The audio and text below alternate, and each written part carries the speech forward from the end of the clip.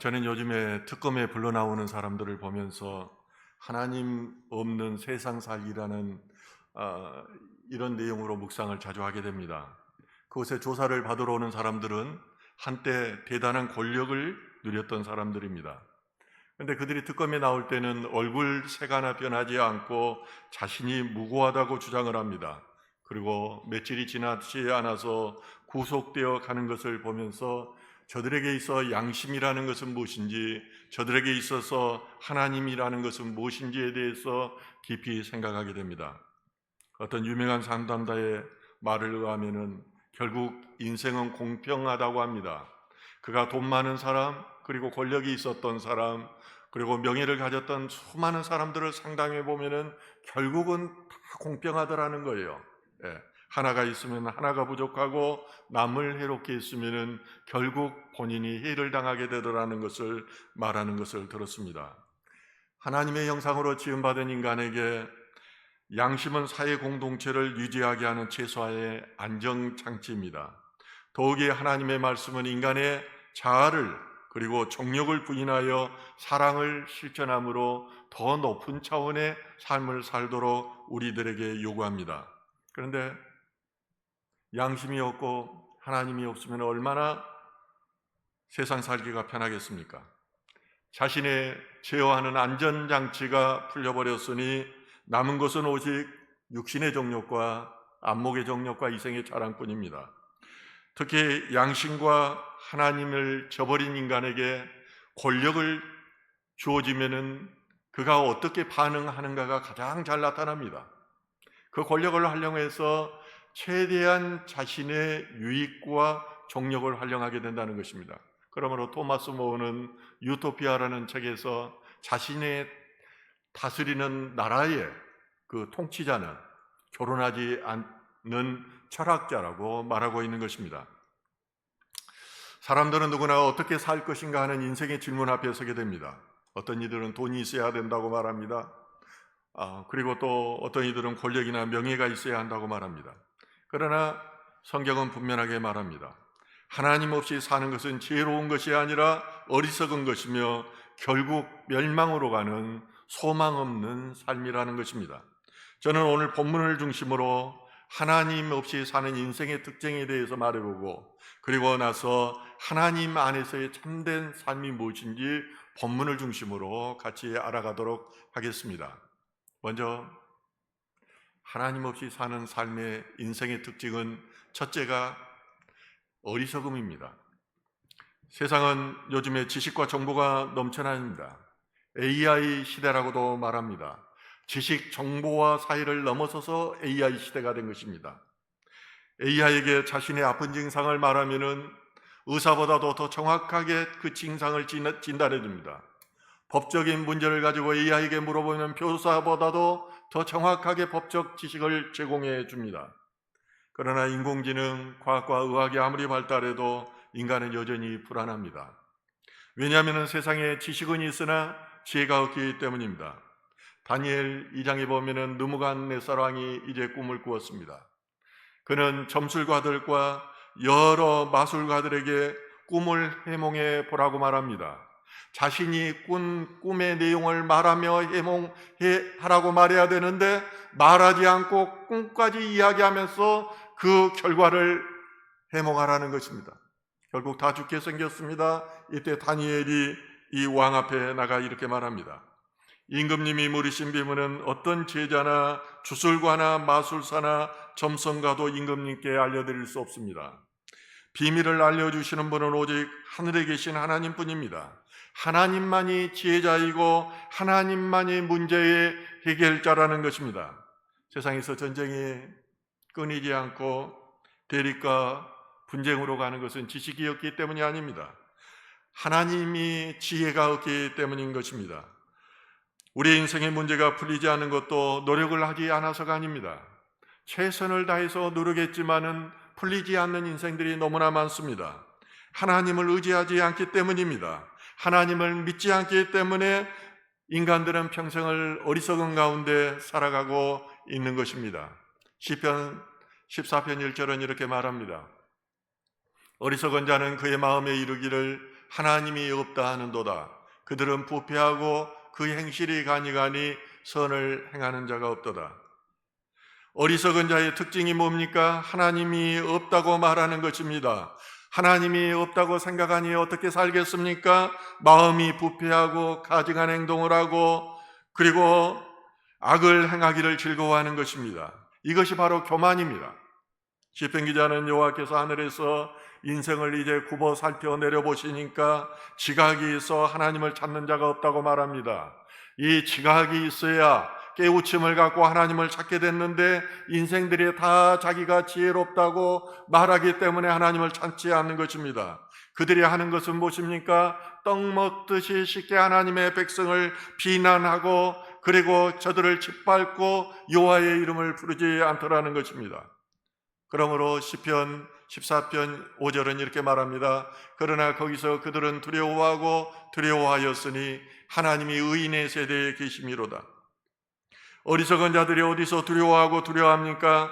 하나님께서 의인과 함께 하는 것, 하나님께서 의인에게 복 주시고 형통하게 하는 것, 이것을 보고 두려워하는 것입니다. 하나님의 심판대 앞에서 그들이 두려워하며 이제 짐승처럼 부르짖게 되는 것입니다. 하나님을 부인하는 것은 지적인 문제가 아닙니다. 영적인 어둠의 문제입니다. 세상의 영으로 가득 찼기 때문에 교만하여서 하나님을 부인하는 것입니다. 빛이신 예수님이 계셨을 때는 낮이었습니다. 그러나 예수님이 십자가에 달려서 죽으실 때 성전의 휘장이 찢어지고 그리고 짙은 어둠이 밀려오게 되는 것입니다. 이것이 바로 밤이기 때문입니다. 이처럼 예수님의 말씀이 빛이시며 생명의 빛이신데 이것이 없으면은 어리석음에 사로잡혀서 평생에 마치 자신이 제자인 것처럼 산다는 것입니다.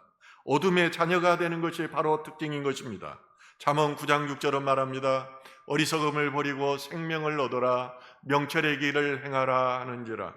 하나님 없는 인생이 어리석은 인생입니다. 독설로 유명한 소설가 버나드 쇼는 묘비에 그렇게 썼습니다. 우물쭈물 하다가 내일 이럴 줄 알았다. 정말 하나님 없이 사는 인생이 우물쭈물 사는 인생입니다. 이런 인생들을 향해서 이제 솔로몬이 말합니다. 너희는 어리석음을 버리고 그리고 생명을 얻어라. 그렇게 하면은 하나님의 생명의 자녀가 될 것이다 하는 것입니다. 그리 되기를 주님의 이름으로 축원합니다.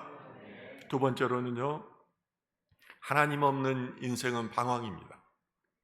방황이라는 것은 이리저리 갈팡질팡하는 것입니다. 눈밭에 개듯이 목표가 없이 다니는 것이 갈망입니다. 목표가 없으니 어떻겠습니까? 열매가 없습니다. 하나님의 비전을 가진 인생의 하루는 25시간이지만은 방황하는 인생의 하루는 23시간밖에 되지 않습니다. 하나님의 사람은 시간을 관리합니다. 카이로스의 삶을 삽니다. 그러나 방황하는 사람은 시간에 끌려서 살아가게 되는 것입니다. 하나님이 없으면은 필연적으로 돈을 쫓고 그리고 성공을 쫓게 되어 있습니다. 그리고 마지막에는 쾌락을 쫓게 되어 있습니다. 그러나 중요한 것은 아무리 많은 쾌락을 쫓아도 결국은 만족하지 못하고 또한 방황하고 공허 가운데 휩싸이게 된다는 점입니다. 그래서 전도서 1장 2절은 말합니다. 전도자가 이르되 헛되고 헛되며 헛되고 헛되니 모든 것이 헛되도다. 이 헛되다는 말을 계속해서 솔로몬은 반복합니다. 솔로몬은 왕으로서 모든 부와 지혜와 권력과 쾌락을 다 경험하였습니다. 인생의 후반전을 향해서 자녀들을 위해서 가르치기 위해서 이 전도자로 말을 하고 있는 것입니다. 그 결론이 뭡니까? 헤벨입니다. 헛되다는 것입니다. 이 의미는 뭐냐면은 숨이고 입김이고 안개라는 뜻입니다. 헤벨이 이런 무가치한 것들입니다. 곧 사라져버릴 것, 붙잡을 수 없는 것이 바로 헤벨입니다. 인생의 성취, 노력, 그리고 쾌락이나 지혜라고 하는 것들, 이런 것들이 영원하지 않다는 것입니다. 순간적이라는 것입니다. 인간이 하나님의 중심이 아닌 세상 목적에만 집착했을 때 결국은 허망하게 된다는 것입니다. 로마서가 율법 아래에서 그리스도인 안으로 들어오는 복음의 사건을 기록하고 있습니다. 그러나 갈라디아서는 그리스도 안에 있는 교회가 다시 율법의 행위로 말미암아 율법 앞으로 돌아가는 교회의 태형성인 위험에 대해서 말하고 있습니다. 오늘날도 이런 일들이 얼마나 많은지 모릅니다. 하나님을 처음 했다고 하고 하나님을 만났다고 하는 사람들도 그 인생의 후반전에 보면은 하나님을 떠나서 세상에서 방황하는 사람들을 저는 여러 보았어요. 목회자들도 초기에는 목회를 하나님의 뜻에 따라서 잘 하다가 교회가 커지고 성도들이 많아지면은 결국은 후반전에 무너지는 경우가 얼마나 많은지 모릅니다. 예수님께서 목자 없는 양처럼 방황하는 인생들을 구원하기 위해서 이 땅에 오셨습니다. 그들에게 예수님께서는 상담가가 되어주시고 의사가 되어서 주셨습니다. 그리고 그들을 만져주시는 위로자가 되어주셨습니다. 그러므로 방황하는 인생이 예수를 만나면은 분명한 목적을 가지고 목적이 이끄는 삶을 살게 된다는 것입니다. 소망적인 삶을 살게 된다는 것입니다. 세 번째로 하나님 없는 인생은 절망입니다. 하나님 없는 사람은 죽음 이후에 무엇이 오는지 모릅니다. 두려움 속에 살아갑니다. 하나님께서 이 천지 만물을 창조하시고 그리고 나서 이 가운데 하나님의 입김으로 성령으로 이곳을 다스리고 계십니다. 그런데 그 전의 상태가 무엇입니까? 흑암과 공허와 암흑이었던 것입니다. 하나님께서는 이와 같이 절망 가운데서 질서를 세우고 생명을 불어넣어 주셨으며 인간에게 복을 주셔서 이것을 다스리게 했습니다. 하나님께서 복을 주셨다는 것은 그냥 있는 정체된 상태가 아닙니다. 하나님의 영이 그 가운데 임하였다는 것입니다. 하나님의 영이 임함에 그를 통하여서 이 세상 만물을 다스리게 했다는 것입니다. 그러므로 하나님이 없는 인간은 흑암과 공허와 혼돈뿐입니다. 절망적인 상태가 이것입니다. 그래서 하나님의 영이 없으면 두려움과 불안한 가운데 공포 가운데 살아가게 되어 있는 것입니다. 그리고 어떤 미래에 대한 소망도 없이 살아가게 된다는 것입니다. 사울에게 하나님의 영이 임했을 때 어떻습니까? 그는 가는 곳마다 정쟁에 승리했습니다. 하는 일마다 형통하였습니다. 그러나 그가 하나님의 말씀에 불순종하여서 하나님의 영이 그에게서 떠나가니까 어떻습니까? 어둠이 왔습니다. 어둠이 밀려오니까 그게 두려움이 왔었고 왕으로 모든 걸 가지고 똑같은 권력을 유지하고 있었지만은 그는 불안감에 휩싸여서 결국 하나님께서 가장 미워하시는 점쟁이를 찾아가는 죄를 범하였던 것입니다.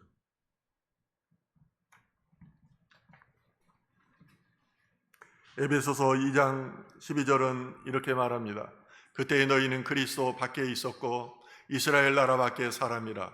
약속의 언약들에 대하여는 외인이요 세상에서 소망이 없고 하나님도 없는 자이더니. 사도 바울은 이방인 성도들에게 과거를 상기시키고 있습니다. 너희가 예수 그리스도를 만나기 이전의 상태를 한번 돌아보라는 것입니다. 너희에게는 그리스도가 없었고 이스라엘 밖의 사람이라는 것입니다. 택하신 백성이 아니라 버림받은 자손이었다는 것입니다. 이런 삶은 어떻습니까? 너희가 소망도 없고 절망적인 삶이었다고 사도 바울은 말합니다. 우리가 인격적으로 하나님을 만나기 전에 우리의 모습은 어땠습니까? 비참한 그것이었습니다. 잘났다고 거들먹거리면서 무대 인생이라는 무대 위를 걸어다니다가 갑자기 사라져버리는 그런 어리석은 존재였다는 것입니다. 내가 주인 되어 살았고 세상의 것들이 주인 되어서 그렇게 사는 모습이었습니다. 오직 인생의 목적이 있다면 성공하는 것이었습니다. 한마디로 이것은 절망이었습니다. 하나님 없이 사는 인생은 타락과 공허 그리고 결국은 심판이라는 것입니다. 히브리서 9장 27절은 말합니다. 한 번 죽는 것은 사람에게 정해진 것이요 그 후에는 심판이 있으리니. 하나님의 부정하며 살던 인생이 결국 영원한 멸망에 이르게 되기 때문에 절망의 인생이라는 것입니다. 그러나 하나님을 믿는 사람들은 죽음 너머에 삶이 있다는 것이 압니다. 부활이 있다는 것을 압니다. 이것을 확신하며 붙들며 살아가게 되는 것입니다. 그러면 하나님 안에서의 참된 삶은 무엇일까요? 첫째는 예수 안에 참된 소망이 있습니다. 오늘 본문 에베소서 2장 12절은 우리가 과거에 하나님과 단절된 자였음을 상기시킵니다. 그리고 하나님과 단절되었는데 예수 그리스도를 통해서 하나님과 화목하게 되었고 이제 언약과 소망 안으로 들어왔다고 말을 하고 있는 것입니다. 그리고 에베소서 2장 13절은 다시 말합니다. 이제는 전에 멀리 있던 너희가 그리스도 예수 안에서 그리스도의 피로 가까워졌느니라. 우리 오늘 보혈 찬송 불렀지 않습니까? 보혈의 능력이 있습니다. 보혈의 피로 구원을 받는 것입니다. 저도 이렇게 마귀의 공격이 있을 때 예수 그리스도의 이름으로 마귀가 물러나지 않으면 예수의 보혈의 피를 뿌려요. 한순간에 없어져요. 보혈의 능력이 그렇게 강한 것입니다.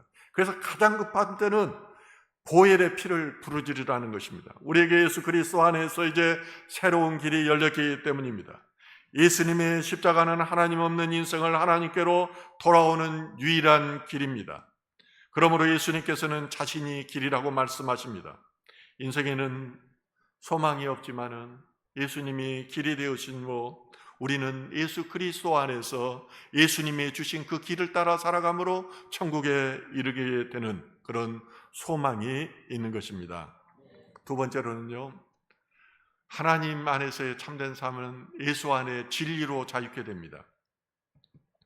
요한복음 8장 32절에서 진리를 알지니 진리가 너희를 자유롭게 하리라고 말씀하십니다. 세상에는 절대적이며 영원한 진리가 없습니다. 진리를 사랑하고 이성을 중시했던 그리스에서 어떻습니까? 가짜를 진짜라고 말하고 말장난해가지고 사람들을 현혹시키는 소피스트들이 횡행했어요. 그들이 주도권을 잡고 있었어요. 그리고 정말 진리를 맞았던 소크라테스는 독배를 마시고 죽어가야 했습니다. 이처럼 세상은 우리에게 가진 거짓 소망을 주지만은 하나님은 영원한 진리와 자유를 주십니다. 하나님의 말씀만이 절대진리며 예수님만의 절대 진리인 것입니다. 오늘날 하나님을 믿는다고 하는 사람들이 얼마나 소피스트적인 그런 말장난으로 인해서 하나님을 모욕되게 하고 예수님을 부끄럽게 하는지 모릅니다. 우리는 그러나 그런 현상 가운데 현혹되어서는 안 됩니다. 오직 성경 말씀, 예수 그리스도의 말씀을 따라서 살아야만이 진정으로 우리는 자유케 되는 것입니다. 셋째로 예수 안에 영원한 생명이 있습니다. 예수 없이 사는 것은 죽음으로 가는 길이고 그리고 생명 없이 사는 것입니다. 우리의 조상이었던 아담이 선악과를 먹음으로 하나님의 생명이 떠나갔습니다. 그리고 사망이 우리를 지배하였던 것입니다. 우리가 교회에 나오기 전에는 우리는 살았다고 생각하지만은 우리는 영적으로 죽었다는 것입니다. 요한복음 17장 3절에 말합니다. 영생은 곧 유일하신 참 하나님과 그가 보내신 자 예수 그리스도를 아는 것이니라. 영생이 뭐라고요? 하나님과 예수 그리스도를 아는 것이라고 말합니다. 이것이 바로 영생이라는 것입니다. 예수 그리스도 안에서 하나님의 관계가 회복되었기 때문에 샬롬이 우리에게 임하는 것입니다. 영생은 단순히 죽지 않고 영원히 존재하는 것을 뜻하지 않습니다. 하나님과의 바른 관계 속에서 누리는 참된 생명의 영생입니다. 하나님과 동행하는 삶은 영원한 생명, 참된 평안과 기쁨을 누리는 삶이기 때문입니다. 에녹이 왜 죽지 않고 하나님 앞에 올라갔습니까? 늘 에녹은 하나님만 바라보았습니다. 하나님만 생각했습니다. 하나님의 뜻에 따라서 살았기 때문입니다. 그 안에는 평강이 있었고 그러므로 그는 이제 죽지 않고 하나님 나라에 임하게 됐던 것입니다. 여기에서 안다는 말은 단순한 지식적 이해가 아닙니다. 개인적으로 인격적인 관계를 뜻합니다. 관시. 그런 관계가 있어야죠. 우리가 안다는 거 우리 다 알아요. 여러분과 저 알아요. 그런데 개인적인 관계가 없으면은 아는 게 아니에요. 하나님과의 관계도 마찬가지예요. 하나님 만나야 돼요. 하나님 만나야 하나님 배반하지 않아요. 제가 목사가 돼서 오늘은 좀 일찍 와가지고 이렇게 왔다 갔다 하는데 자꾸 그런 그 목회 13년 동안 해왔던 것들이 스쳐 지나가는 거예요. 많은 사람들이 여기 왔다가 좀 있다가 한 사람 한 사람 떠나요. 예, 목사가 내쫓았다고 하는데 내쫓지 않아요. 왜? 목사가 어떻게든지 영혼 구원해서 천국 가게 하는 게 목사의 바람이에요. 천천히 떠나가더라고요. 천천히. 아무리 전하고 했어도 천천히 떠나갔어요. 예. 경찰관들이 현장에서 제일 먼저 붙드는 것이 무엇입니까? 예, 그것이 법과 규정입니다. 법과 규정대로 하면 두려움이 없습니다. 국가가 인정해 주기 때문이에요. 법이 없으면 사회가 혼란에 빠집니다. 그런데 마찬가지로 우리 인생에서 하나님의 말씀이 없으면 우리가 혼란에 빠지게 된다는 것입니다. 우리는 TV 뉴스에서 종종 성공했지만은 불행하게 생을 마감하는 사람들의 소식을 듣습니다. 겉보기에는 모든 것을 가진 것 같아도 하나님 없는 인생은 결국은 만족감이 없고 절망뿐인 인생인 것입니다. 그러나 하나님을 믿고 하나님을 중심에 두는 사람의 인생은 비록 가진 것이 적어도 감사합니다. 무엇이 사업이 되지 않아도 감사합니다. 예. 그리고 평안 가운데 있어요. 목사니까 저는 모든 게 다 될 것 같죠. 사단의 공격이 더 많아요. 그럴 때 감사해요. 그럴 때 너무 기쁘더라고요. 너무 견디기 힘든 상황 가운데 처해 있어도 하나님 감사합니다 그래요. 왜 그럴까요? 그 너머의 소망을 보기 때문이에요. 이 상황을 통해서 하나님께서 나에게 주는 메시지는 무엇일까? 이 뒤에 하나님께서 계획하는 것이 무엇일까? 이걸 보기 때문이에요. 오늘 말씀의 핵심은 이것입니다. 하나님 없는 삶은 어리석음, 방황과 절망입니다. 그러나 예수 안에 있는 삶은 소망과 진리와 생명입니다. 예. 제가 목회하다 보니까 죽지 못해 사는 사람들이 너무 많습니다. 우리나라가 세계에서 자살률이 1위입니다. 경찰관들, 모든 직업군 가운데 자살률이 5배가 많아요. 고자살 위험 직군에 속해요. 그래서 더욱이 경찰관을 복음화해야 되는 거예요. 그래서 더욱이 경찰관뿐만 아니라 죽어가는 수많은 영혼들을 구원하기 위해서 선교센터가 지어져야 하는 것입니다. 저들을 주님께로 돌아오게 해야 될 이유가 우리에게 있는 것입니다. 우리가 모두가 하나님 없이 사는 삶이 아니라 하나님을 모시고 사는 삶을 선택하기를 바랍니다. 그 길만이 참된 행복과 영원한 생명을 얻는 것입니다. 이 비전에 동참하고 하나님의 복을 누리며 소망을 갖는 삶을 사는 저와 여러분 되기를 주님의 이름으로 축원합니다. 오늘 본문